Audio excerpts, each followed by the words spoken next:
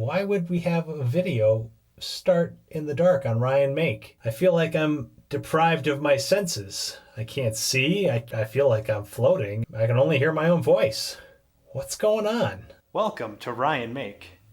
I've been floating in a tank of ideas ever since I started this channel. What have you been thinking about? Here we've got our own flotation tank built in a garage.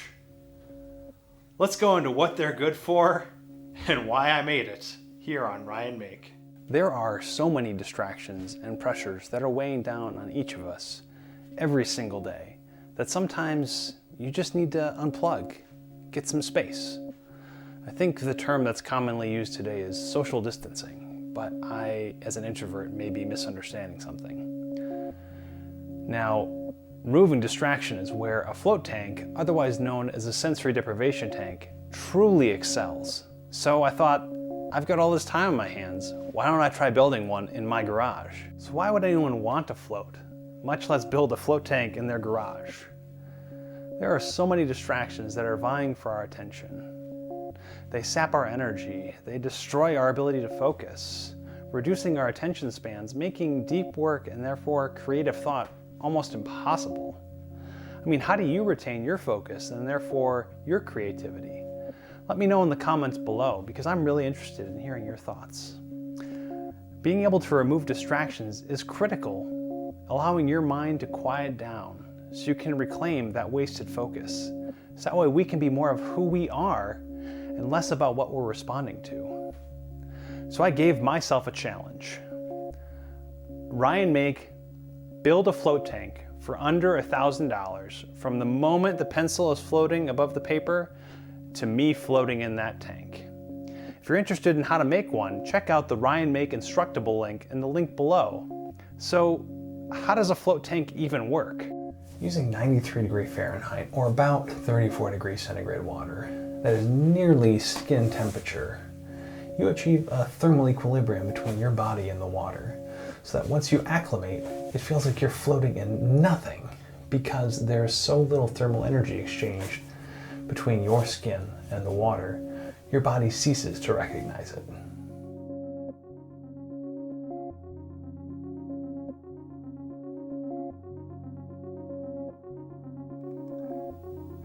This water is then saturated with hundreds of pounds of Epsom salt, so that the resulting solution is 25 to 30% denser than regular water. This gives it a specific gravity of about 1.25 to 1.3, ensuring that you'll float in the mere inches of water provided, like your own private Dead Sea in your garage.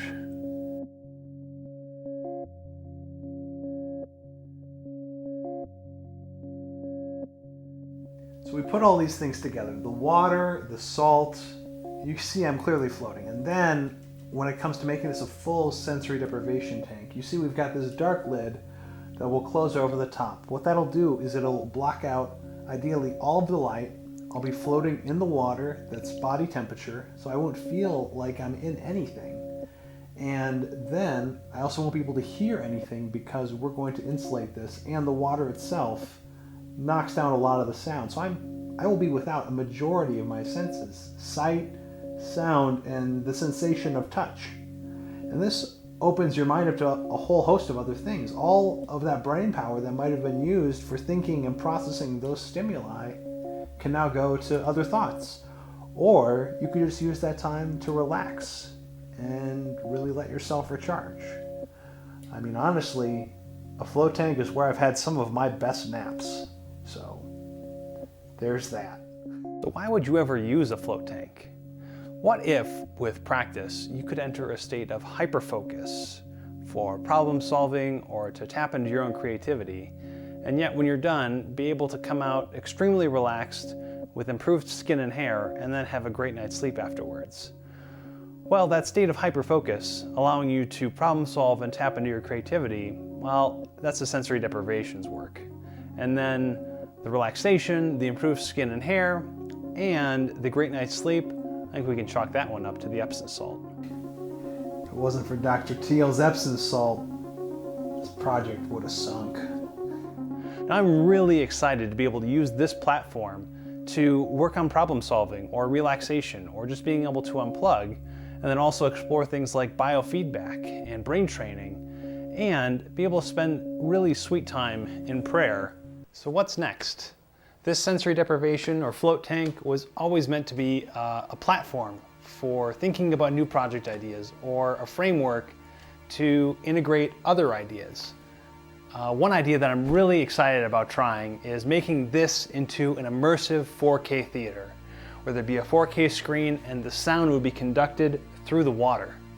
Another thought is to work on biofeedback like EEG and do brain training and other biohacking work while I'm thinking about new project ideas. What would you do if you had a float tank in your garage or your basement? Let me know in the comments below. So relaxing. Get the ears wet. Water in the ears. It's like I can hear every joint in my body creaking.